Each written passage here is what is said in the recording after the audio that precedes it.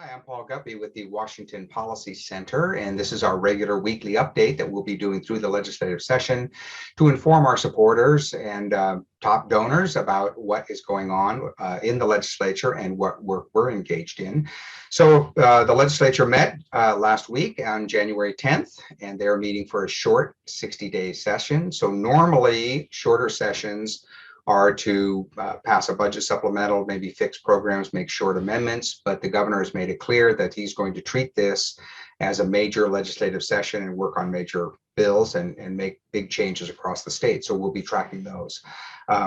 Once again, just like last year, it will be a remote session.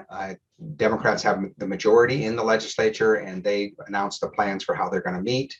And so everything will be completely remote. Public hearings will also be done remotely. Only a few members and staff will be allowed on the House or Senate floor at a time. Even voting, major decisions will all be made remotely again because of the COVID restrictions that are in place. So our staff has been very active. We were actually preparing late last year and the early part of this year for the upcoming session. We held a very successful policy summit that many of you attended on January 5th and 6th, inviting experts to talk about the key issues. And we planned that so it would be a setup just before the session goes in so that lawmakers and legislative staff could attend that as well. So regarding the issues that we've been following, there's a whole range of them. I'll just touch on the major ones that our staff are looking at that affect literally everybody in our state. The first one is this controversial long-term care payroll tax, which was scheduled to go into effect on January 1st. It's a new entitlement. It applies to every W-2 worker in the state, and it is supposed to provide a long-term care benefit for older people in our state. The program has many problems. It's a very weak program. It's turned out to be very controversial. Over 460,000 people opted out of the program before the cutoff deadline came last fall. And now we see that there are bills to delay the program. Elizabeth Hovde on our staff is the top independent analyst expert in the state on this issue.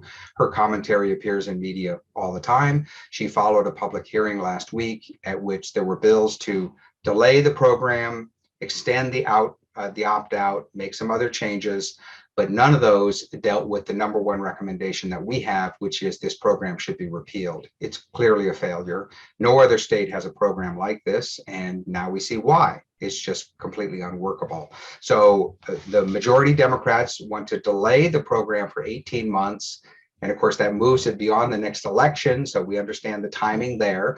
But in terms of policy analysis, it makes no fundamental changes in the flaws of the program itself. And it will be just as bad and unpopular 18 months from now as it is today. So delaying it is not really a solution. And we'll see what action is taken in the legislature to hopefully repeal it. And we'll follow what happens there.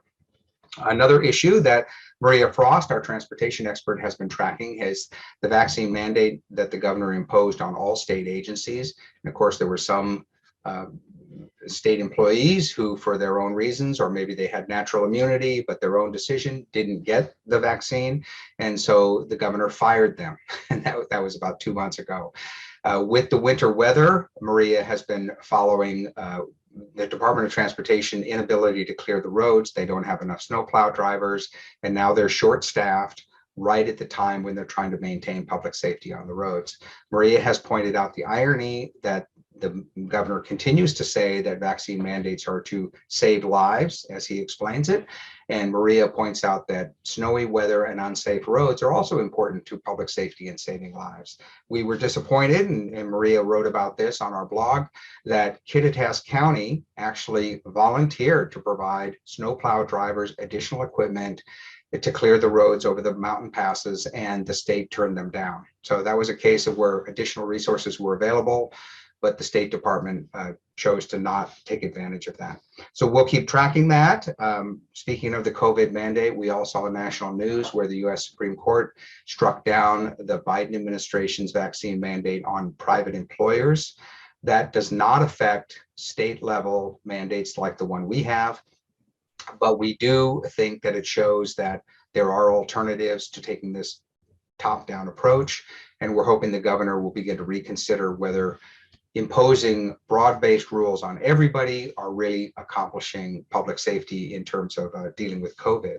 Our research shows that Mark Harmsworth has done this research on the effects on the economy and employment and businesses, that shutdowns don't work.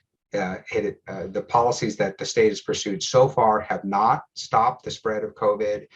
And in fact, the science seems to be indicated, Dr. Stark on our staff has said this, that we're moving from an emergency pandemic situation to more of an endemic situation where public health is to control COVID. It appears that a policy goal of COVID zero is never going to happen. And instead, society has to adjust to it to protect the most vulnerable people. And this is a situation that looks like we're going to be in for long term. So therefore, a return to normal economic activity seems to be called for. Most other states have moved in that direction already. Washington State, Oregon, California, New York, Illinois, a few others are lagging in shifting their policy emphasis on dealing with COVID, moving away from top economic shutdowns, school shutdowns, a pandemic type approach, to a more long-term maintenance approach. So we hope that Governor Inslee will begin to think about that. We are also calling for a sales tax cut. We had a major op-ed appear in the Seattle Times that explained the state has an $8 billion surplus, and reducing the sales tax by even 1 percentage point from 6.5% to 5.5% would save taxpayers $3 billion a year.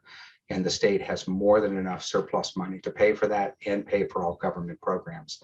We'll see how that proposal goes. There are also bills that have been introduced by 2 Republican members to reduce the property taxes and also to reduce B&O taxes.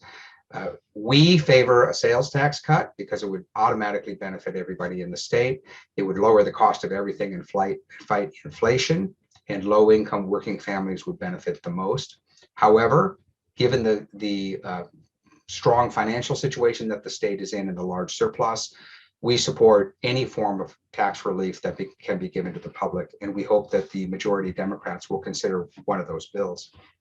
Another area is Lee Finna on our staff is tracking school closures. Of course, we've been urging schools to open safely for some time.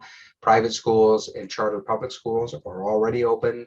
However, Seattle and a few other cities close their schools periodically for COVID safety reasons, as they put it.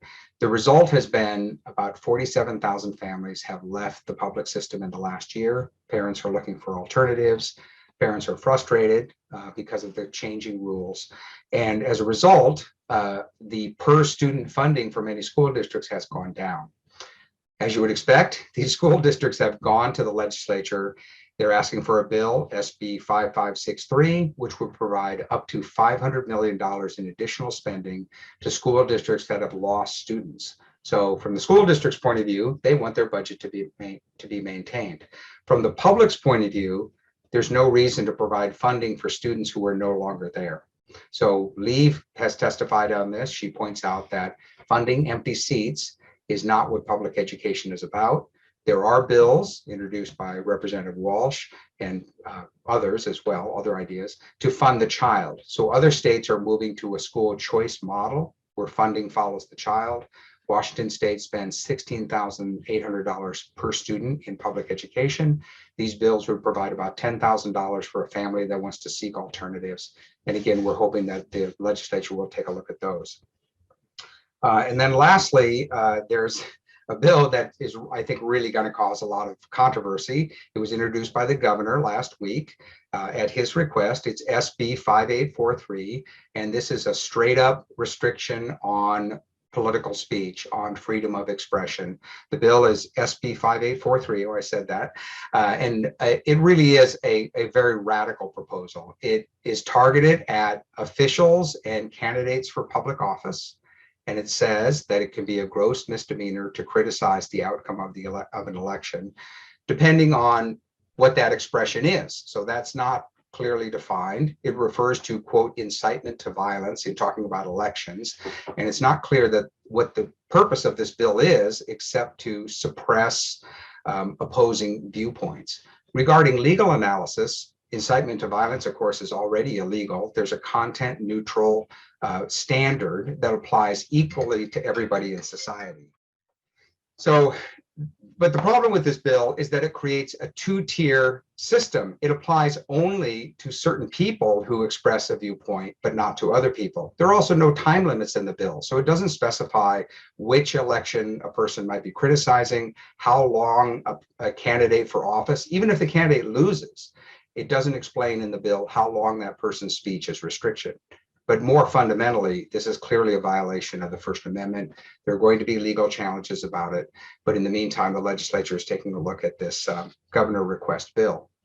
So with that, we have a number of other issues we're working on. We have 11 researchers and analysts working on various issues. We'll be posting on our blog and providing regular updates. We also, of course, are maintaining our WashingtonVotes.org website that tracks every vote, every bill, every amendment in the legislature. And the director of that site puts out a news article twice a week explaining in a completely nonpartisan way, explaining the major issues that the legislature has been working on. So we encourage you to take a look at that. And with that, I will be back in the future with more updates. Thank you very much.